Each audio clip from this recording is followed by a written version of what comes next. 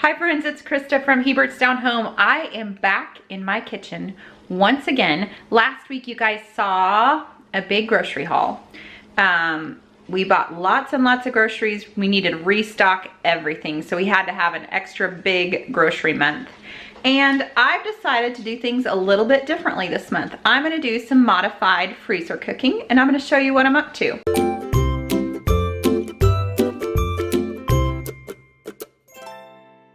So we returned home from our grocery haul the other day with about 20 pounds of chicken breasts, about 20 pounds of ground beef. This is in a bread bag because I opened it and sealed it back up and then threw it in a bread bag. And we need to deal with all of this meat. I also got about 6 or 8 pounds, I don't remember which, of this turkey sausage from Walmart because I use this in my pizzas. We use it for some breakfast things, breakfast burritos and things like that. So I have a bunch of meat here today that I am going to deal with. I'm gonna do sort of some modified freezer cooking and show you guys how I'm gonna make cooking this month a whole lot easier. So I got out my family size electric skillet that I'm cooking at. I think I have about 7.5 pounds of 90-10 ground beef in here. And then I will drain it and rinse it and get as much fat off of it as I can, since we do Trim Healthy Mama. Try to make the meats as lean as possible. And I'm just cooking that up right now while I'm talking to you. Got that started. I actually have the microwave running. You can probably hear that too. I have a couple pounds of sausage that I'm cooking in the microwave as well. So if you guys use Instant Pots, I know, I have got to join this Instant Pot train. I could have that ground beef in the Instant Pot right now cooking on its own without me babysitting it. I would really like that. But I haven't joined the Instant Pot train yet, so here I am cooking my meat. I got my list out of all of the meals that I have, and I'm gonna do some modified freezer cooking. I'm not gonna freezer cook all these meals, but I am going to freezer cook the meat. Isn't this a brilliant idea? So let me tell you my freezer cooking story for those of you who don't know. I think I've shared it before in another video, but I got really burned out of freezer cooking before Jackson was born. I cooked over 60 meals, and you know, I just do not have the days to dedicate to doing a month's worth of freezer cooking. I just don't. I cannot pull it together. It just overwhelms me. And I have decided it's just not worth the stress that it puts me under to try to do that many meals at once. But it's really nice to have things kind of separated and prepared out. This is my list of all of the meals for the month that I had on my menu. And I think I did a video on the menu for May. So if you want to see that, you can look at that. Also, I wrote on here, you guys, this is funny. I added this one on just so I could check it off because I've already cooked the meat for it. So I thought that was a, great idea because checking things off is just fun. If you are like me and you add things to your list just so you can check them off, leave me a message down in the comments below. I would love to hear from you that I'm not the only weird one that does that. Anyway, okay, so I'm just gonna cook up all of my meat. So the things that I'm cooking up hamburger for: Save My Sanity chili. I have some tacos, spaghetti, and actually the spaghetti, I think I'm going to go ahead and pull the sauce together as well and freeze it up so that the sauce is ready to go. I just have to throw it in the crock pot that morning. So I will have to thaw some things out. That's the one thing, is I have to not forget to thaw things out. We're going to use some hamburger and pizzas, lazy lasagna. We're going to grill some hamburgers and hot dogs, so I could go ahead and make those patties so that those patties are ready. And then with the chicken, I'm just gonna cut up the chicken and put it back in the freezer in bags that are labeled with which meal they go for. So that means, like, when I'm gonna do, I use full chicken breasts for my Tuscan cream chicken that calls for chicken strips or chicken tenders, I think is the word that they use.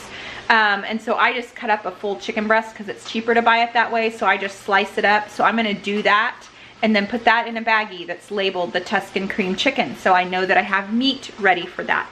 And I'm just gonna get all those different bags of meat divided up. So this weekend we made taco salad for our Sunday lunch, which we do every Sunday.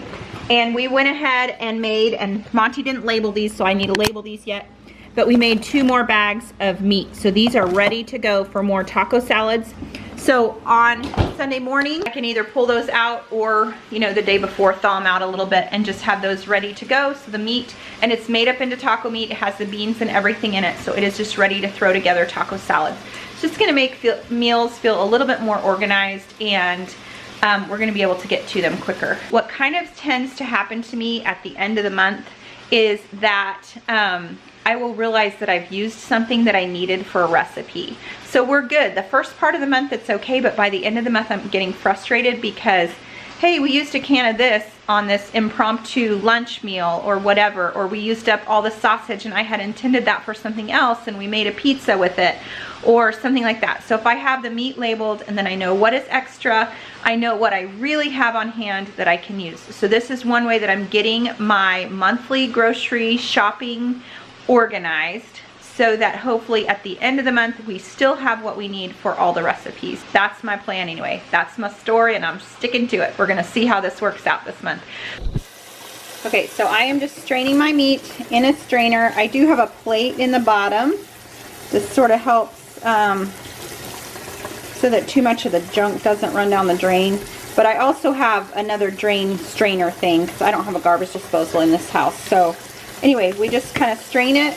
I might run my hands through it and get all this grease kind of out of here with hot water. That's what I'm using to kind of rinse the grease off of it. And then I'm going to put it in baggies.